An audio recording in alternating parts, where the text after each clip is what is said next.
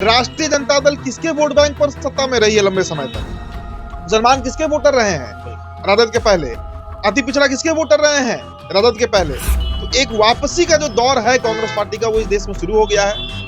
हमने हरियाणा देखा, हमने महाराष्ट्र देखा, आज हमने दिल्ली देख लिया। अब अगला टारगेट बिहार है और बिहार में भी कांग्रेस पार्टी राष्ट्रीय जनता दल को नाको चने चबवा देगी। तो पत्रकारों ने सवाल किया कि भाई कांग्रेस को लेकर आपकी क्या रणनीति है? तो उस पर अरविंद केजरीवाल ने कहा था, ये मुझे याद है उनका बयान, उन्होंने कहा था, पत्रकारों से पूछा था अरविंद केजरीवाल ने कि आप कांग्रेस को इतना सीरियसली लेते हैं क्या?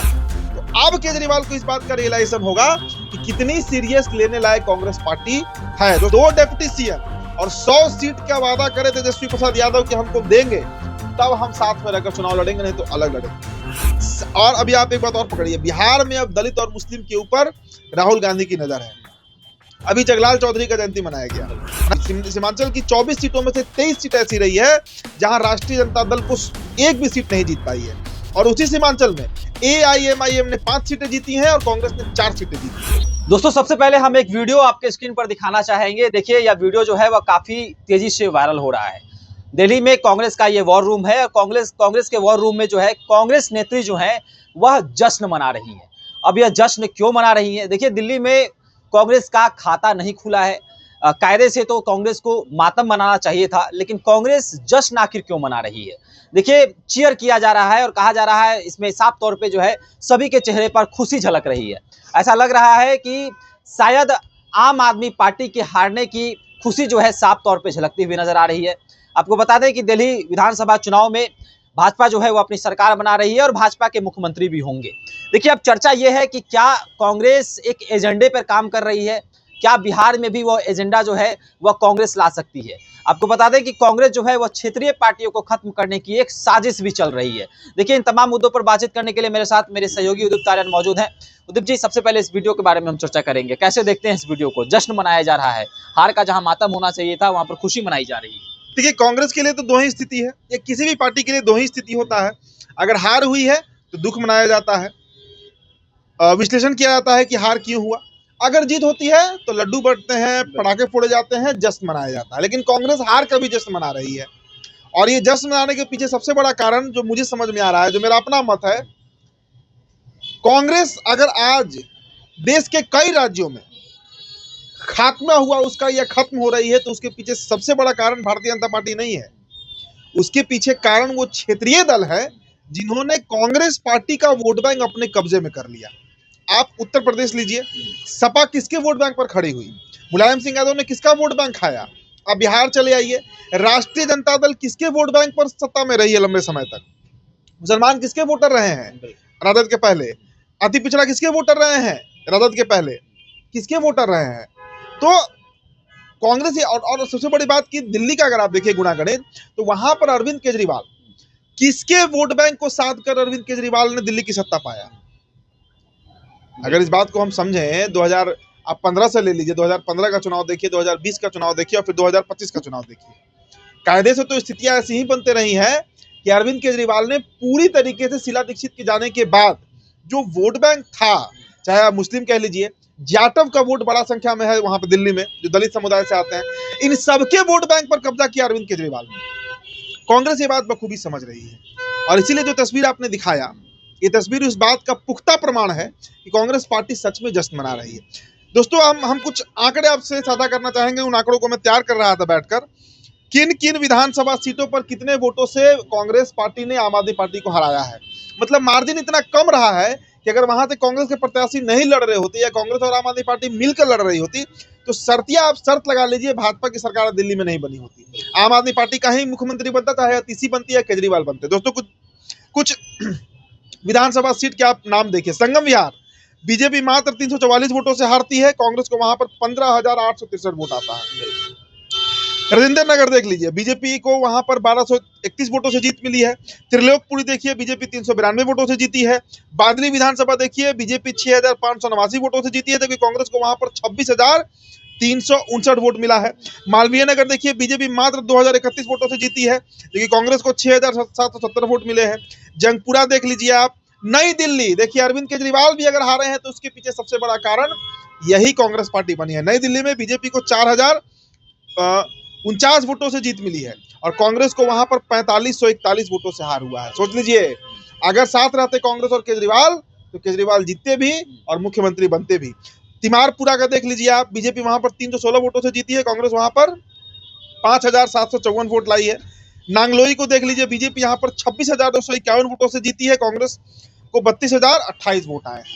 तो ये आंकड़ा मैंने क्यों साझा किया? देखिए दोस्तों, ये 1 दर्जन सीटों का आंकड़ा, 1 दर्जन सीट, अगर 1 दर्जन सीट आप जोड़ दीजिए आम आदमी पार्टी में तो वो करीब 34 सीटों के आसपास पहुंच जाती है। 22 ना आया है।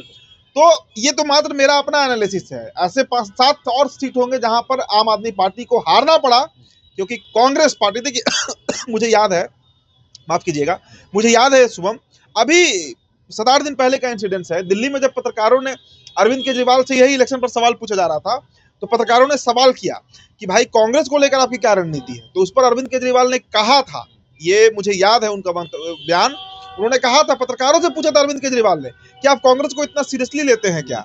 तो अब केजरीवाल को इस बात का रियलाइजेशन होगा कि कितनी सीरियस लेने लायक कांग्रेस पार्टी है। दोस्तों, इसके अलावा एक और हम आपको एक्स का पोस्ट दिखाना चाहेंगे। देखिए, दिल्ली विधानसभा चुनाव के दरमियान, अगर आपको साल 2019 अगर आपको याद हो, तो 2019 में अरविंद केजरीवाल ने एक ट्वीट किया था।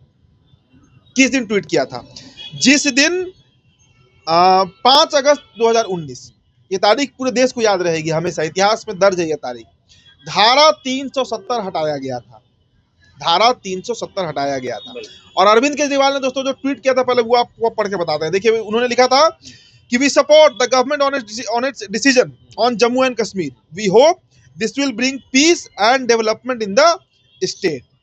मतलब सीधे तरीके से मुसलमानों से बैर कर लिया था अरविंद केजरीवाल ने, और मुसलमान दिल्ली में विकल्प तलाश रहे। और वो विकल्प सबसे अच्छा उनका जो पुराना घर रहा है कांग्रेस, वहां पर इस चुनाव में वापसी हो गई है। मतलब अरविंद केजरीवाल दिल्ली के लिए एक राज्य का दर्जा का मांग करते हैं, और जम्मू कश्मीर को जब बनाया गया केंद्र शासित प्रदेश, यूनियन टेरिटरी, तो वहां पर अरविंद केजरीवाल ने बीजेपी का समर्थन कर दिया, और उसी दिन से वो मुसलमानों के नजर में नासूर बन गया। तो देखिए, कई कारण रहे अरविंद केजरीवाल के हारने के। वादा रहा, मोदी फैक्टर भी चल गया, मोदी के वादे पर दिल्ली की जनता ने भरोसा भी कर लिया, लेकिन मुस्लिम समाज ने, मुस्लिम धर्म के लोगों ने केजरीवाल को वोट नहीं किया। ओवर कॉन्फिडेंस में थे केजरीवाल थे भी ओवर कॉन्फिडेंस में। तो दोस्तों, ये कांग्रेस पार्टी के लिए बहुत बड़ी जीत है मेरी नजरों में। देखिए, और अब अगला टारगेट, आपका सवाल भी होगा बिल्कुल कि बिहार को लेकर अब क्या होगा। देखिए, मैंने पिछले 7 दिनों में 2 बार चर्चा किया इसके ऊपर, आपने वो वीडियो देखा होगा हमारे चैनल द बिहार टॉप पर। हम लगातार इस पर खबर कर रहे हैं। बिहार में आप लिख कर ले लीजिए, कांग्रेस पार्टी राष्ट्रीय जनता दल को नाको चने चबवा देगी। आप देखिए ना, तेजस्वी यादव भी जो कौन यात्रा कर रहे हैं, संवाद यात्रा, जनसंपर्क संवाद यात्रा, जो भी है नाम, 5,000, 10,000, 15,000 की भीड़ को संबोधित कर रहे हैं। कहीं कांग्रेस का कोई नामो निशान है क्या? नेता तो छोड़ दीजिए, कहीं जिक्र भी कर रहे हैं क्या वो कांग्रेस पार्टी का? कहीं जिक्र नहीं कर रहे हैं।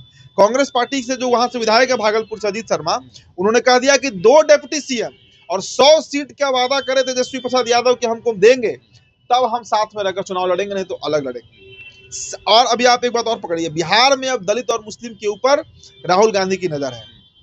अभी जगलाल चौधरी का जयंती मनाया गया ना, पांच ही समाज से रहे हैं, ये आपको आजादी के पहले के नेता रहे हैं, स्वतंत्रता संग्राम में मतलब उन्होंने हिस्सा लिया था फ्रीडम फाइटर में। जगलाल चौधरी के मार्फत दलित समाज को साधना। और देखिए, ये जो है आपको भागीरथ मान जी कांग्रेस ज्वाइन किए, पहली बार राहुल गांधी आए, उसके 24 घंटे के अंदर में दशरथ मान जी आ जाते हैं। कई दलित नेता किए, फिर मुस्लिम लीडर्स भी किए हैं ज्वाइन।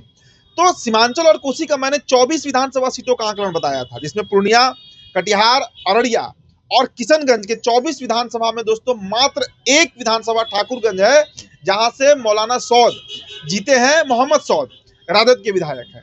नहीं तो 23 सीट सीमांचल की 24 सीटों में से 23 सीट ऐसी रही है जहां राष्ट्रीय जनता दल को एक भी सीट नहीं जीत पाई है। और उसी सीमांचल में AIMIM ने 5 सीटें जीती हैं और कांग्रेस ने 4 सीटें जीती हैं। तो 9 सीट AIMIM और कांग्रेस तब जीती जब अकेले चुनाव लड़ रहे थे।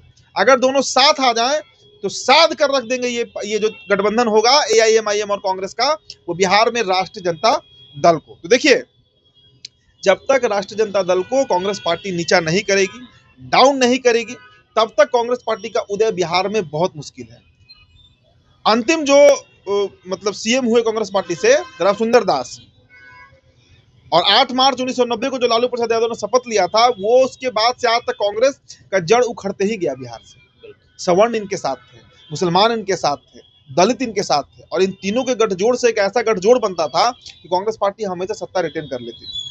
लेकिन उस गठबंधन को तोड़ दिया गया, और उसमें सबसे बड़ी भूमिका बिहार में लालू प्रसाद यादव ने निभाया, यूपी में मुलायम सिंह यादव ने निभाया, और दिल्ली में अरविंद केजरीवाल ने निभाया।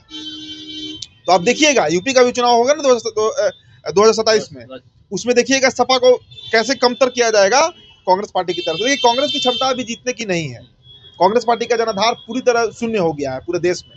लेकिन इतना जो आप चर्चा करते आ रहे हैं कि थर्ड फ्रंट की शुरुआत हो सकती है, तो क्या बिहार में भी अब कांग्रेस के नेतृत्व में एक थर्ड फ्रंट की शुरुआत होगी और वही दिल्ली वाला जो है वही तस्वीर जो है बिहार में भी दोहराई जाएगी? मेरा अपना ही आकलन है, इट मे बी रॉन्ग, हम गलत हो सकते हैं, लेकिन मेरा अपना जो अनुमान है, और कांग्रेस के नेता भी से भी बातचीत जो होती है हमारी, जो समझ में आता है, ये लगभग तय माना जा रहा है कि कांग्रेस पार्टी मूड बना रही है।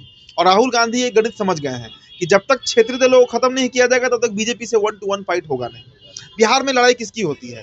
तेजस्वी और भाजपा की होती है, तेजस्वी और नीतीश कुमार की होती है। कांग्रेस का तो कहीं कोई नाम ही निशान नहीं रहता है। ये मैं अगर गलत बोल रहा हूं तो आप बताइए। तो कांग्रेस पार्टी का रिवाइवल जिस तरह दिल्ली में, देखिए दिल्ली में बहुत बड़ी जीत है कांग्रेस पार्टी की। मैं फिर दोहरा रहा हूं, केजरीवाल का हार, केजरीवाल का कमजोर पड़ना कांग्रेस पार्टी की मजबूती है। सत्ता मिलना नहीं मिलना अलग चीज है, सीट मिलना नहीं मिलना अलग चीज है। तो एक वापसी का जो दौर है कांग्रेस पार्टी का, वो इस देश में शुरू हो गया है। हमने हरियाणा देखा, हमने महाराष्ट्र देखा, आज हमने दिल्ली देख लिया।